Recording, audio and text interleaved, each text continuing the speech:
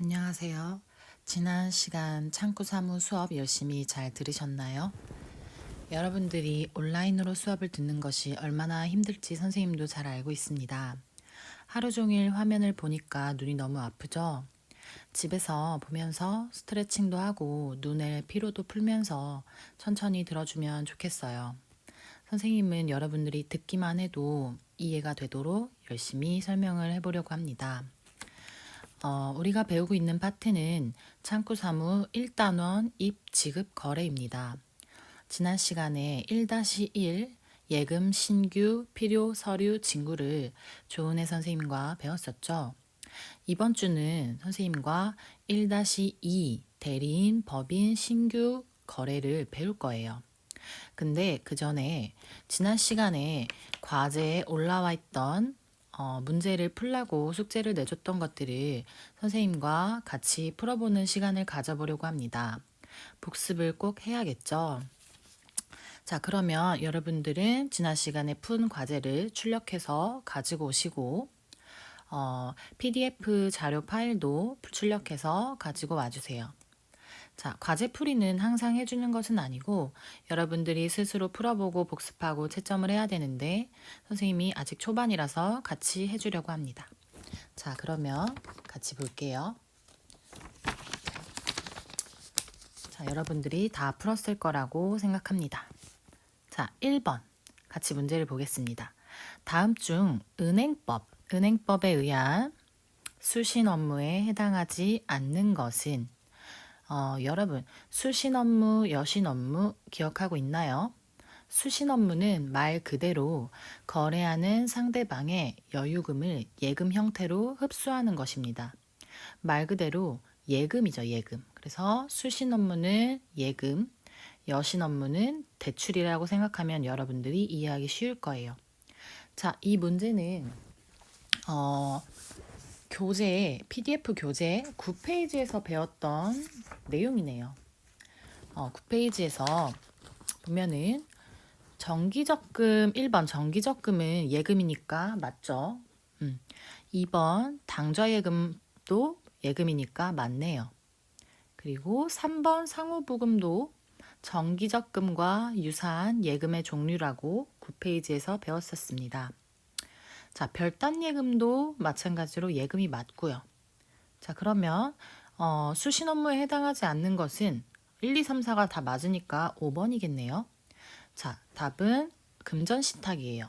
금전신탁은 예금의 종류가 아닙니다. 금전신탁은 투자에 운용해서 얻은 이익을 수익자한테 금전으로 돌려주는 제도예요. 그래서 답은 5번으로 풀었을 것 같고요. 1, 2, 3, 4에 대한 설명은 배웠었으니까 교재 9페이지에서 복습하여 주세요. 자, 2번 풀어볼게요. 2번, 은행이 예금 거래 기본 약관 등을 제정하고 이를 예금 계약의 내용으로 삼는 것은 어떤 계약의 성격인가? 여러분들 이거 기억날까요? 8페이지에서 교재 8페이지에 배웠던 부합 계약에 해당되는 내용이네요. 부합 계약이라는 거는 미리 작성한 정형화된 일반 거래 약관에 따라 체결되는 계약이었죠. 그래서 미리 정해놓고 그거에 맞게 체결하는 거는 부합계약 3번이네요. 3번. 기억이 안 나는 친구들은 8페이지를 복습하여 주세요. 자, 3번 볼게요. 3번, 다음 중 예금 상품 및 예금 계약의 법적 구조에 관한 설명으로 옳지 않은 것은 이라고 나와 있네요. 자, 보기 1번. 보통 예금은 질권 설정이 금지되어 있는 예금이다. 맞네요. 맞죠? 이거는 9페이지에 있는 보통 예금에 그대로 나와 있습니다. 이때 질권 설정이라는 말이 여러분들이 좀 기억 안 날 수도 있는데 질권 설정이라는 거는 그 채무를 담보하기 위해서 그 담보하는 뭐 물건이나 목적물을 채권자한테 줘가지고 그 권리를 설정해 주는 거예요. 받을 수 있는 권리를 설정해 주는 거예요. 자, 1번은 맞고요. 2번, 일반적인 예금 계약은 쌍무 계약이다? 유상 계약이다? 맞나요? 아니죠. 이거는 편무계약이에요. 쌍무계약 아니고 편무계약이고요. 유상계약 아니고 무상계약입니다. 이거에 대한 내용도 교재 8페이지에서 똑같이 배웠었어요. 그래서 이미 답이 나왔네요. 답은 2번. 자, 3번 볼게요. 보기 3번. 당좌 예금은 위임 계약과 소비 임치 계약이 혼합된 계약이다. 자, 9페이지 당좌 예금에 대한 설명에서 있었고요. 4번 예금 계약을 낙성 계약 또는 요물 계약으로 보는 것은 명확하지 않다. 요것도 7페이지에서 거기 요물 계약 파트에 똑같이 나와 있던 설명이네요. 자, 보기 5번. 은행은 상인이기 때문에 은행과 체결한 예금 계약은 상사 임치 계약에 속한다. 이거는 8페이지에 있던 상사 계약. 상인이랑 체결하는 계약을 의미하는 거였던 상사 계약에 대한 설명이었네요. 그래서 답은 2번입니다. 자, 4번 볼게요. 4번. 학교를 졸업하고 취업한 A군은 월급 통장을 만들기 위해 은행에서 입출금이 자유로운 예금을 개설하려고 한다. 다음 중 적절한 상품을 모두 고르면 이라고 돼 있네요. 자,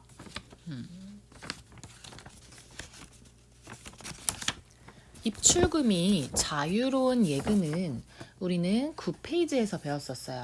입출금이 자유롭다라고 돼 있는 거는 거기 9페이지, 교재 9페이지 보통예금, 저축예금에 대한 내용이었네요.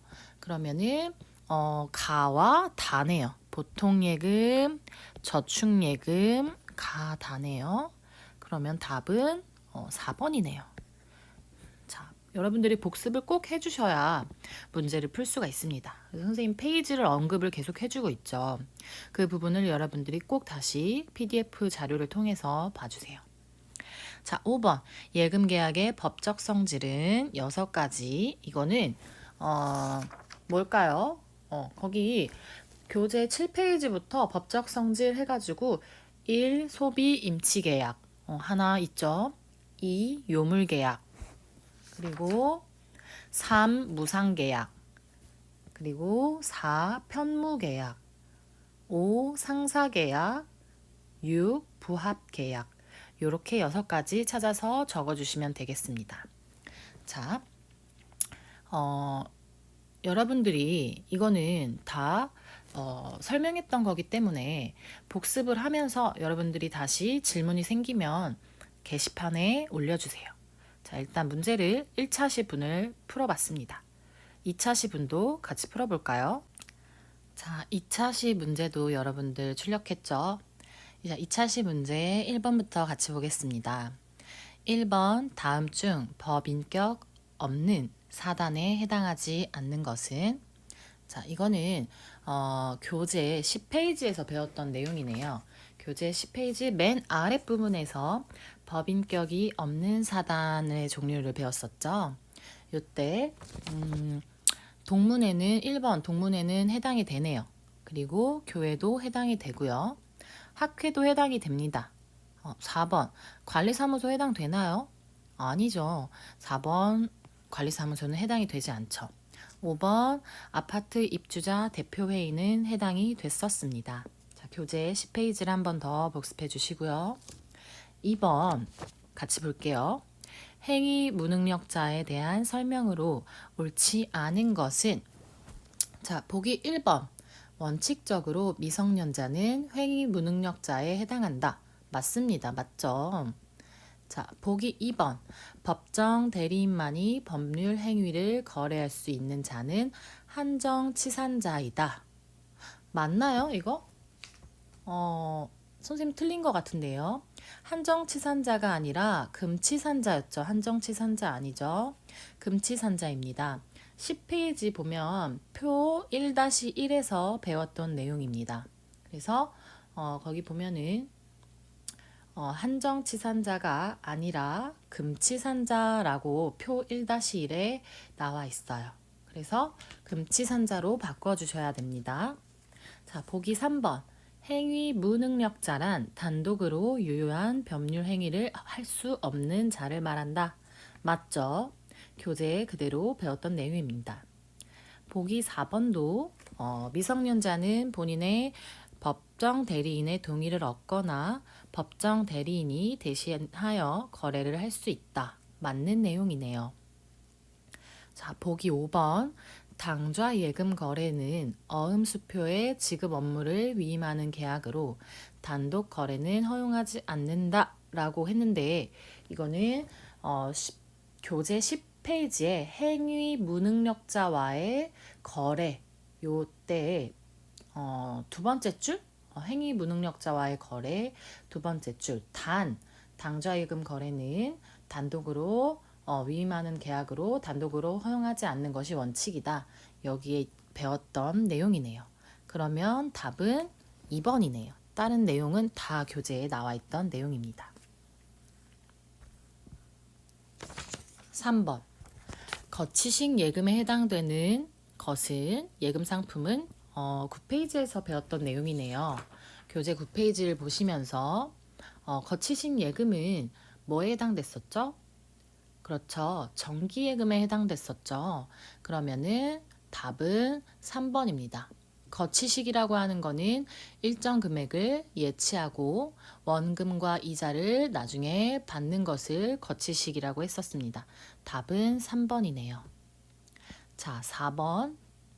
빈칸은 예금주가 부금 납입 의무를 부담하고 은행은 중도 또는 만기 시에 일정한 급부를 제공하는 빈칸 계약의 성질을 가진다. 자, 4번 뭘까요? 4번은 9페이지에서 배웠던 상호 부금에 있는 내용이랑 똑같네요. 그러면은 상호 부금은 상호 부금은 예금주가 부금이라는 거는 일정 기간마다 내야 되는 돈, 받아야 되는 돈을 얘기하는 거예요. 돈. 납입 의무를 부담하고 그러면은 여기다가 상호 부금이라고 하면 되겠네요. 상호 부금은 그렇게 하고 무슨 계약을 성질을 가지죠? 그렇죠. 쌍무계약의 성질을 가진다고 배웠습니다. 서로 의무가 있는 거죠. 쌍무계약의 성질을 가진다 라고 배웠죠. 자, 5번 볼게요. 빈칸이란 2인 이상의 특정인이 서로 출자하여 공동의 사업을 영위하는 목적으로 결합된 단체를 말하며 민법은 빈칸에 대하선 법인격을 인정하지 않는다라고 했네요. 이거는 뭐에 대한 내용일까요? 그렇죠. 조합에 대한 내용이네요. 조합이라는 거는 우리 11페이지, 교재 11페이지에서 배웠었습니다. 그러면 조합이 되겠네요. 자, 6번은 여러분들 거래 절차를 적용해서 예금 신규 거래 절차를 수행활동 1을 수행해 보라고 했었는데 요거는 여러분들이 교재 17페이지를 보면서 한번 복습을 해주세요. 이거는 스스로 교재 17페이지를 보면서 복습을 하시면 될 것 같습니다. 자, 2차 시 문제에 대해서도 혹시 이해가 안 되는 부분이 있다면 게시판에 질문을 꼭 올려주세요. 마지막 3차 시 문제를 같이 풀어볼게요. 여러분들이 출력을 하고 교재를 다 가지고 있어야 이 수업의 의미가 있습니다. 여러분들이 미리 풀어놨어야 이 수업을 듣는 게 의미가 있습니다. 혹시 자기가 풀었지 않았다면 선생님이랑 같이 풀기 전에 먼저 풀어보고 이 영상을 다시 들어주세요. 좀 늦어도 되니까요. 자, 3차 시의 1번. 은행 직원 E씨는 외국인 A씨에게 다음과 같이 설명했다. 은행 직원이 설명한 이 제도는 무엇인가? 미국인의 역외탈세 방지. 이 말만 들어도 조금 익숙하지 않나요? 요거는 교재 12페이지에서 배웠던 내용이네요. FATCA 해외금융계좌신고법에서 나왔던 내용입니다. 그래서 미국인의 역외 탈세 방지를 위한 제도로 미국 납세자가 다른 나라의 금융 계좌를 개설했을 때는 미국인의 금융 정보를 미 국세청에 제출해야 합니다. 그래서 교재 12페이지에 있는 내용을 복습해 주시고요. Foreign Account Tax Compliance Act의 약자였죠. 그래서 답은 2번입니다. FATCA의 그거죠. 그래서 답은 2번입니다. 2번. 고객이 신규로 통장을 개설하기 위해서 실명 확인 증표를 제시하였다. 다음 중 실명 확인 증표를 잘못 제시한 경우는, 자, 여러분들은 실명 확인 증표를 15페이지에서 배웠었습니다. 15페이지 표 1-3에서 실명 확인 증표에 대한 예시를 모두 배웠었어요. 자, 김길자 같은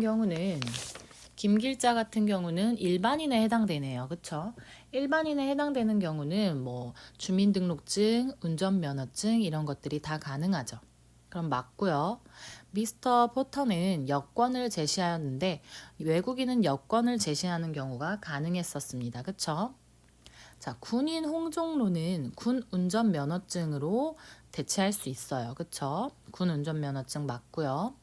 자, 개인 사업자 홍길동은 거기 보면은 주민등록증을 제시하였다고 돼 있는데 16페이지에서 개인 사업자에 대한 내용이 있었어요. 법인이 아니기 때문에 개인의 실명 확인 증표로 가능합니다. 개인 사업자이기 때문에요. 그러면 답은 5번일 것 같은데 고등학생은 자격증을 제시하면 가능한가요?